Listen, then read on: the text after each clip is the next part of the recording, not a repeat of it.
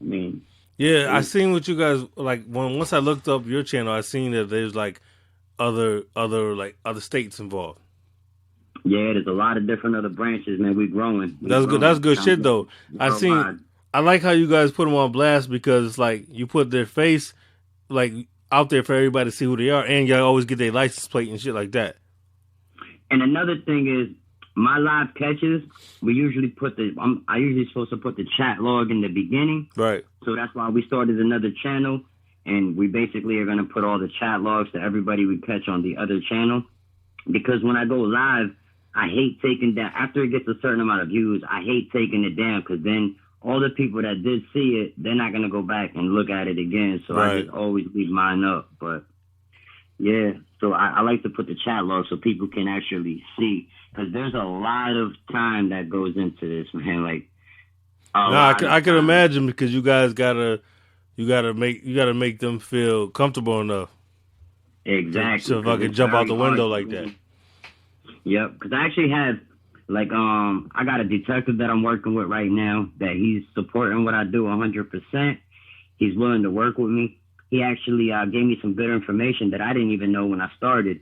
In the state of Massachusetts, at the age of 14, there is no consent. A child can't give no consent. At the age of 15, a minor can give consent for touching.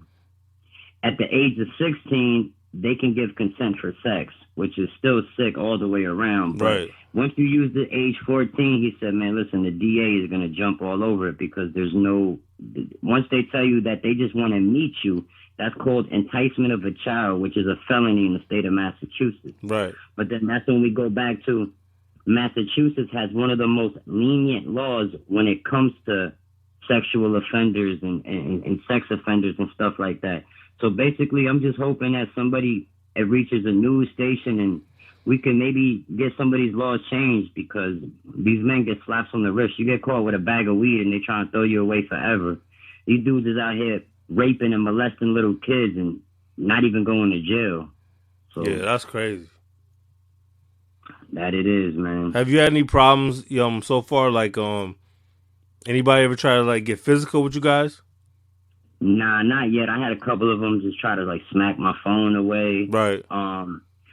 I kind of in the beginning I was new to this, so I posted off on my regular Facebook. So a couple of them I caught, made a couple of fake Facebooks about me and try to make it seem like I was talking to other little kids. Oh shit. I've had them call my job and tell them I was selling drugs at my job and smoking weed on my job. So, man, it's like I said, there's other shit that goes into it, too. These motherfuckers, once you fucking destroy their life, they're going to try to come and destroy yours. Right. No, that's why I like what y'all doing because it takes a certain level of commitment. Agreed. Like this one guy I've been working on, I've been talking to him since I started this shit a month ago. And I was supposed to catch him today. I went to go meet him on Friday. And he backed out. I sat at the spot waiting, and he's like, oh, somebody came over. And then he texted me back later, and he's like, oh, I think I got over the nervousness. But he talks to me. I have to talk to him night and day. Like, the chat logs, I had to screen record them. It's at least over 30, 40 minutes of just conversation, man. It's just unreal how much work. And people don't understand that. They be like, just like I did in the beginning. I'm like, oh, this shit's easy. Nah, man, there's a lot of stuff that people don't see that I have to do and deal with. Nah, and I get it because it's like an undercover sting. Yes, basically, you know what I mean? What it is, man. That's basically what it is. And I had another cop that if it wasn't for this virus, I got a cop in where is it at? My mind went blank. I can't think of the town. But Saugus, Mass. I have the police department over there. They want to work with me and do some things, and they want to let me go in, do my thing with them, get my little interview, get them to self-incriminate themselves. And as soon as I'm done, when they're walking out, they're gonna swarm them and lock them up. So it's pretty dope. I can't wait for that shit, man, because that's just gonna be dope. Nah, yeah, that's the like the new Chris Hansen.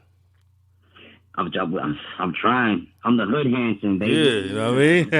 You know what I mean? Because I used to love the Chris Hansen shit. So it's like, because it's like it's always good to see people getting what they deserve. Like, you know what I mean? The people getting caught that should be caught.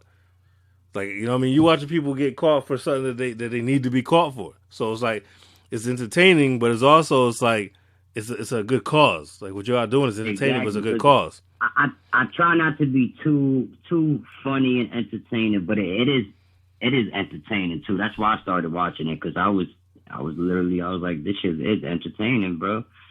But I mean, I don't take it, like I said, I don't take it that much as a joke. I don't. But like, that's why I love doing catches with my cousin, the other one that I do it with usually, because he does have a little sense of humor and he be fucking with them. Man. Yeah, there's more than one person I saw you with. How many people are there? There's just me and my cousin. Because I saw a video where I think it was a different person than what I saw in the other videos. Yeah, there was a young kid I took with me one time. He wasn't a young kid. I think he was like 19. And he actually was abused. So he asked me if he can go on a catch with me. And he actually set the catches up for me. That was in Saugus. Oh, okay. And he set them up for me. So I went out there and I did the catches with him, because he wanted to be able to confront one of them face to face. So that's why I did that. Because I remember on one of the videos, the other dude that's with you, he was like, yo, if there's a different circumstances, like, yo, I might fold you in half. Oh, yeah, that was that's my cousin. Because it's true. Like, that's another thing. I forgot to say that to him, too. Like, what if I was the kid's father? What if I was his brother? Right. Like, you think this shit would be going down like this? Hell no, there would be no cameras, bro. You'd be slaughtered probably. Like, this shit crazy, man. They lucky. They honestly lucky that it's me and not somebody else, or me and not law enforcement. Like, I think sometimes I be thinking I'm a little light on you guys, but I saw the. Go ahead. My fault. Like I be trying to say is, like, basically when you come out real strong, they just get in their car and leave. Right. If you sit there and you keep it calm, which I'm starting to learn how to just slow down a little bit, keep it calm, and I'll get all my questions out, and they will answer them. But when I try to come off aggressive, they just be like, fuck this. They get in the car and leave. So it's like, I saw one episode, whatever, where the cops was like, they was like being dickheads to you. Yeah, that was last weekend, man. And actually, that's the detective I'm working with out of that. For real? The one with the dude was like when you asked the dude for his badge number and shit. Yeah, that cop was a straight asshole. I agree, but the detective for that police department was actually really, really cool. Right. After I was done talking to them cops, I went down to the station and talked to the detective, and he's working with me. That one that I caught, he's actually being charged, and he basically told me, he said, I can't tell you much, but I'm gonna just tell you that dude has a prior history, and he's a sick fuck. Jeez. That was basically his exact words. So I'm guessing he obviously like did something like this in the past. So yeah, so I mean, you clean, you know what I'm saying? You clean the shit up though, because these people, they obviously the ones that got a problem, they're gonna keep repeating. So you might as well just, put them away somewhere, because giving them a chance, obviously a lot of these people are repeat offenders. So second chances don't seem to work with most of these cats. Nope, not at all.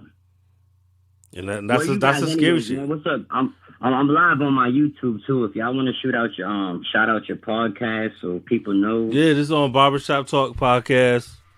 You can find us at Barbershop Talk .blogspot.com. We can find us on Anchor, iTunes, Stitcher, a few other sites. You in Mass? What part of Mass you in? I'm by Worcester. Oh, okay. We in Springfield. Yeah, so you're not that far. I'm gonna be out that way too, man. Don't tell me you're catching somebody out here. Yeah, I'm gonna be all over Mass, man. It's just this virus, man. Right, and I'm still out here trying to catch him, even though I ain't gonna let this virus stop me, man. Even though I should be in the house, man, but I'm still working my job, so shit. I take this as my second job, man. Honestly, it's just what I call community service, man. No, I mean, it needs to get done because obviously all the people you catching, that means it serves a purpose. It's not like you out there trying and you ain't catching nobody. So obviously these people are out there. You catching motherfuckers. You ain't been doing it for a month and you already catching people. Yes, sir. So I mean, obviously it needs to be done. And like I said, man, I will not stop. The only thing that will stop me is if law